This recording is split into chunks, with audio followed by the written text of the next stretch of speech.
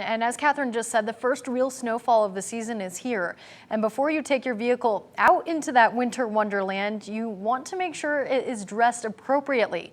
Meteorologist Brandon Lawson joins us live outside our station in Bluefield. And Brandon, how can our viewers prepare their vehicles?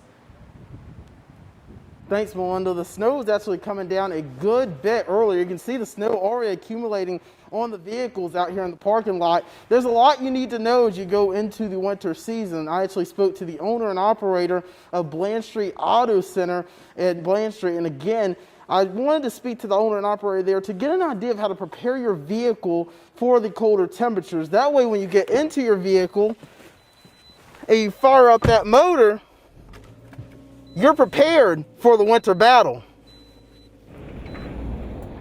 With temperatures falling and our first snowfall on the horizon, the busiest time of the year for local car shops is here. Colder weather things do pick up, far as, we do a lot more batteries and things like that. A lot of coolant problems and stuff occur when weather is colder, belts, hoses, things of that nature. A lot of tires. Once the first snow hits, we usually do pick up a lot of tire sales. Winterizing your vehicle can save you from costly repairs. Steps to getting your vehicle prepared for the winter include buying an appropriate battery. There is different grades of batteries. Sometimes you do get what you pay for.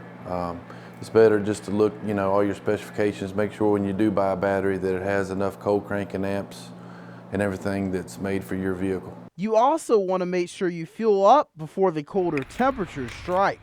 I would recommend at least quarter tank or above. If you start getting lower than that, the gas line can freeze. In worst case scenarios, it is harder on your fuel system, fuel pump, and all that kind of stuff. And along with fresh tires, you also want to make sure you have good windshield wipers.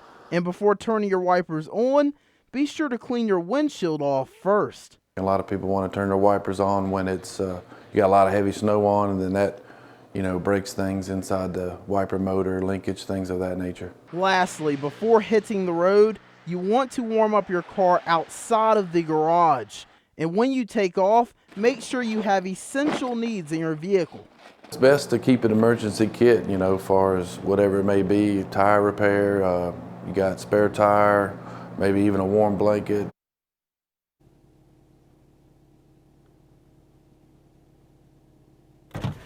All right, now I'm prepared to drive now as soon as I get my seatbelt on. But folks, if you're traveling in these road conditions, it's going to get treacherous tonight. And guess what? Our WVA's Hannah Howard is speaking to Public Works across Bluefield and Princeton to get you prepared to travel across our viewing area as you go into the morning.